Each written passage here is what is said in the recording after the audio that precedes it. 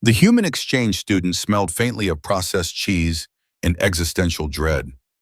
Grand Citadel Academy was not accustomed to either.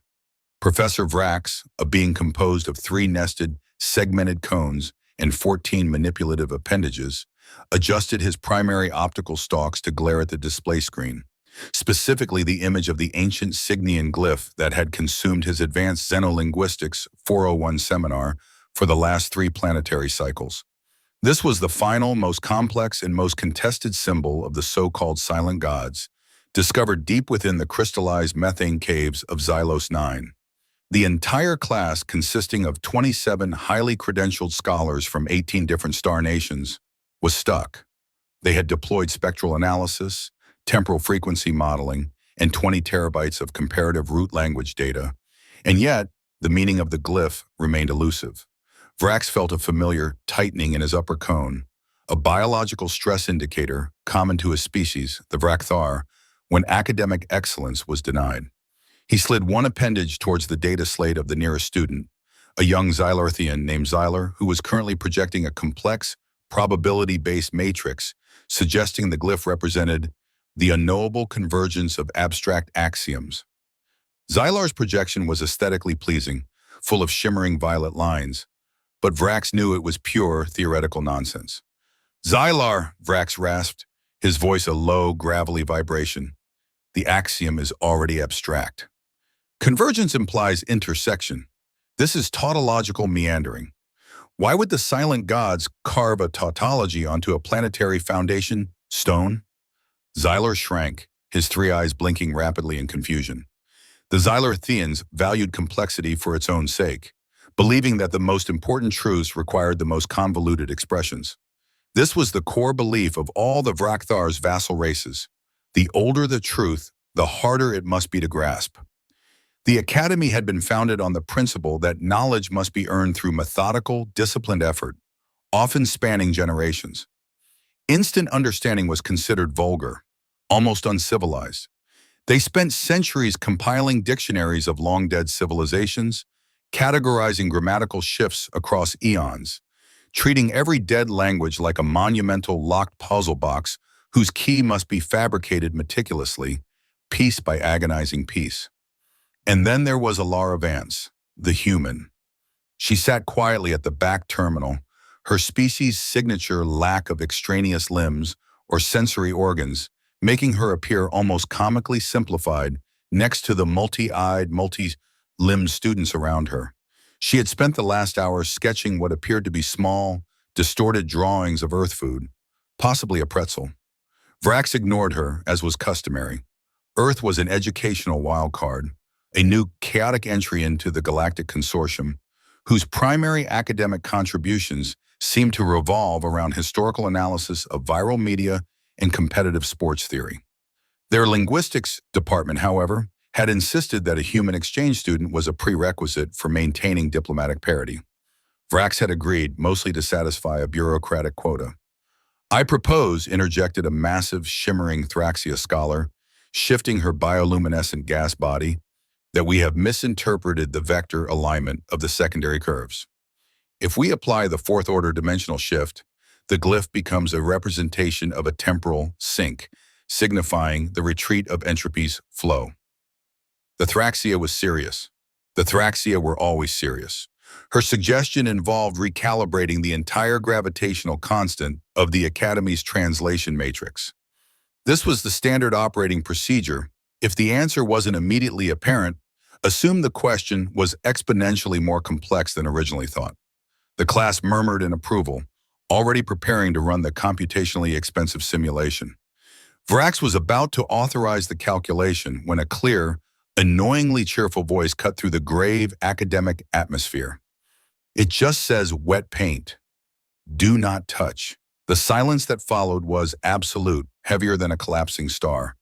Every optical stalk, every shimmering organ, every sensory antenna in the room pivoted to fixate on Alara Vance. Professor Vrax's primary cone ceased its subtle oscillation.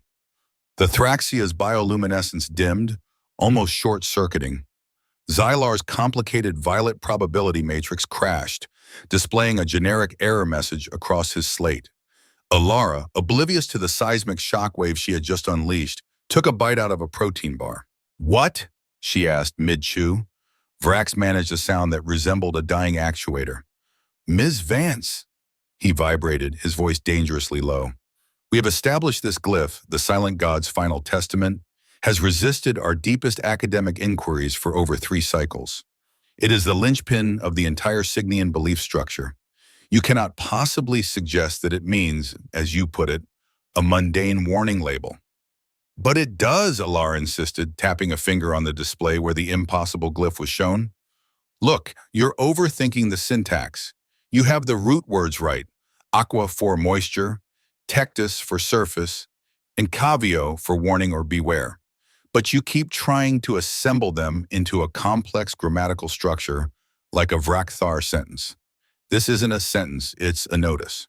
The Signian language, when it degenerated into street script, used positional grammar for expediency, just like human English or Mandarin street signs. The curved line you think is the 4th-order dimensional shift? That's just an arrow pointing to the moisture surface root. It means this specific surface is moist. And the small triangular accent you've classified as the abstract axiom of nullification? That's the universal graphic symbol or stop or beware. It's a traffic symbol. The language of warning has to be instant, right? That's the whole point. If it takes 3 cycles to decipher a warning, you've already touched the wet paint. Vrax felt his upper cone wobble precariously. 3 cycles, months of specialized analysis, computational modeling, and peer-reviewed debate, all to decipher what equated to caution, hazard ahead. The collective groan of the Xylarthian students was almost musical in its despair. "But, Ms. Vance," stammered Vrax, attempting to regain control of his classroom. "The Silent Gods. Yeah, they were also engineers building infrastructure," Alara cut in, completely relaxed. "They probably had to paint their fusion reactor access panels, and they got tired of people messing up the paint job. The glyph is simplified, direct, and universally recognizable across all functional contexts. It's practical, not spiritual." The Thraxia scholar deflated slightly, the light in her gas body turning a dull gray.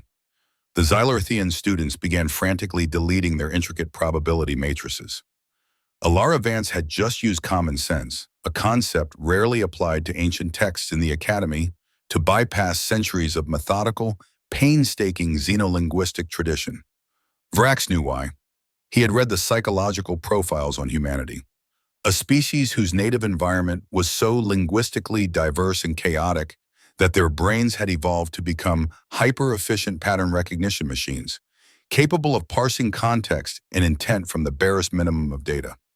They had to be. A Vrakthar only had to master one language across their 8 millennia of recorded history. A human child had to navigate hundreds of dialects, slang, memes, and rapid-fire technological neologisms before they reached adulthood. This was the horrifying, undeniable truth of human linguistic superiority. They had survived language, and in doing so, they had mastered it through sheer chaotic necessity. The Silent Gods, the greatest mystery of the sector, had been demoted from ethereal philosophers to highly organized contractors, all thanks to a graduate student who recognized a wet paint sign when she saw one. Vrax considered the ramifications. If Alara could translate their most revered, most secure glyph instantly, what would she do to the rest of the curriculum? The entire structure of the Advanced Xenolinguistics program was predicated on the difficulty of these texts. If the difficulty vanished, the program had no reason to exist. If the program had no reason to exist, his lifelong career as the preeminent scholar of the Signian era was meaningless. His upper cone wobbled again. He needed to assign Alara something truly impossible, something that even human pattern recognition would fail to simplify, something that would require the subtle, layered, convoluted thinking of a Vrakthar. He activated his display, pulling up the Academy's greatest, most guarded secret, the Chronos Codex. "Very well, Ms. Vance," Vrax stated, his voice now a controlled, cold vibration. "Your hypothesis, though, unorthodox, seems correct for this specific instance. A fluke of contextualization, perhaps. However, the true test of your capability lies in the Chronos Codex. It is the language of the future, a text written backward in time, utilizing an oscillating syntax based on the decay rates of exotic matter. It is mathematically pure, spiritually layered, and utterly free of engineering notices. We have a mere 5 characters deciphered across 2,000 years of research. I suggest you focus your unique talents on this. He projected the first indecipherable segment onto the main screen, a swirling vortex of lines that defied all conventional physics. Alara peered at it, tilting her head. She looked from the vortex to Vrax, and then back to the vortex. A small, almost imperceptible smile touched the corner of her lips. She raised a finger and pointed to a subtle anomaly in the center of the vortex. This shape, she stated calmly, isn't syntax. It's a logo. Vrax stared at her. A logo? Yes, given the temporal decay concept and the fact the codex is written from the future, the oscillating syntax is just a visual effect. The message is simple, and it's selling something. She then began to explain the principles of corporate branding across temporal shifts, linking the swirling lines to the psychological need for stability in an ever-changing environment, an analysis that would shatter Vrax's understanding of all intellectual history. The sheer audacity of her claim made the Vrakthar professor speechless for the first time in his 300 cycles of teaching. He watched as Alara pulled up the historical Earth branding guide for a soft drink company from the 21st century and began drawing startling parallels. Professor Vrax felt the internal temperature of his segmented cones rise to a critical level. This human, Alara Vance, was not merely translating the Chronos Codex, she was demystifying it, turning a sacred academic monolith into a marketing campaign. A beverage corporation, Miss Vance, Vrax finally managed to hiss, the gravelly vibration in his voice shaking the entire classroom's acoustic dampeners. The Chronos Codex is theorized to contain the ultimate secrets of temporal mechanics. It is a philosophical treatise on the nature of existence itself. Alara shrugged, a gesture of profound, casual disrespect that seemed to physically wound the assembled scholars. Philosophical treatises don't usually include a distinct, repeating, geometrically simple mark meant for high-speed recognition, she countered. That vortex shape? It's optimized for rapid visual intake, even in low-light, high-stress environments. And the oscillating syntax you found? It's not based on exotic matter decay. It's an early form of temporal compression advertising. You know, a logo that looks different depending on which era is viewing it, maximizing market penetration across a time stream. It's brilliant, actually. They knew their target demographic would be highly evolved, temporally aware beings, so they made the ad itself a puzzle. It's like a teaser campaign. The Thraxia scholar, who had already wasted a considerable portion of her life force on the Chronos Codex, began to emit a low, mournful, high-pitched whistle, a sound indicative of catastrophic mental breakdown in her species. Xylar, the Xylarthian, was quietly smashing his data slate against the table, muttering something about the futility of violet probability. Vrax watched his entire life's work dissolve into a series of highly effective marketing strategies. The Signian silent gods were infrastructure engineers, and the Chronos sages were just exceptionally good advertisers. This was the terrifying pattern of human insight, taking the sublime, stripping it of its esoteric veneer, and revealing the practical, often mundane engine beneath. And what? Vrax demanded, his frustration bubbling into pure academic fury. What precisely is this product that the supposed sages of Chronos were marketing across the millennia? He expected something complicated, a temporal lubricant, or a thought stabilizer, anything to restore some dignity to the text. Alara paused, considering the complex logo and the simplified root language embedded within the oscillating lines. It's a carbonated soft drink, she announced. The Chronos root translates directly to refreshing elixir of time flow stabilization. The key ingredient? High fructose sweetener. They're selling sugar water. Vrax's primary cone suffered a micro-seizure. He had to assume the human was either a genius of terrifying magnitude or a complete lunatic. And at this point, the evidence overwhelmingly favored genius. He needed to reestablish the traditional complex order of the Vrakthar universe, to prove that some things were still beyond the grasp of mere pattern recognition and earth-based pragmatism. He scanned his mental database for a text that could not possibly be simplified. He found it, the Takar inversion rituals. This was not language, it was pure geometric hypergeometry, a sequence of multidimensional shapes drawn in a medium that shifted its properties based on observer intent. It was designed to defy translation. "Ms. Vance," Vrack said, leaning forward, his voice regaining a measure of control, "we will move beyond linguistics, beyond commerce, and into the realm of pure conceptual geometry. The Takar inversion sequence. It is the only text in the galaxy that has consistently defeated every analytical probe. It is not written in language. It is drawn in nine-dimensional space. No context, no grammar, no paint to be wet." He projected the sequence. It was a dizzying display of intersecting, non-Euclidean angles and lines that seemed to vibrate with impossible motion. "What," Vrax challenged, "is the functional application of this Takar sequence?" Alara stared at the screen, her gaze distant. She didn't simplify it. She didn't shrug it off. She reached out and delicately traced a series of intersecting lines with her finger on the screen. "That," she said, her voice now serious, "is the schematic for a gravity drive. A very old, very inefficient one. They put the instructions for their basic propulsion system inside their ritual book.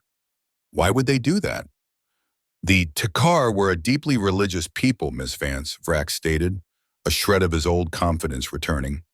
"Their scientific principles were inextricably linked to their spiritual beliefs. They used a ritual book as a manual." Alara shook her head. "No, that's what you want to believe. This isn't a manual in a ritual book. This is the ritual. They weren't performing a ceremony to invoke higher powers. They were performing a very detailed, very complicated pre-flight checklist. The chanting, the geometric movements, that's them calibrating the drive core. You're not reading a sacred text. You're reading a maintenance log." The classroom descended into chaos. The sacred texts of three separate alien civilizations revealed to be a wet paint sign, a soda commercial, and a maintenance log. Vrax felt the foundations of his academic reality crumble into dust. He had one final desperate option, a text so abstract, so culturally specific, so utterly unlike anything human that it had to defeat her. It was the only way to save the Academy's pride. Vrax played his final card, the Qatar mnemonic weaves, a text based on olfactory patterns and pheromone sequencing. "Translate this, human!" he roared, releasing a controlled burst of ancient Qatar pheromones. Alara inhaled deeply, her expression unreadable. She coughed once. "Professor, that just smells like a badly kept public restroom. It's a cleaning schedule." Vrax collapsed into his chair, the Academy defeated by a human's nose.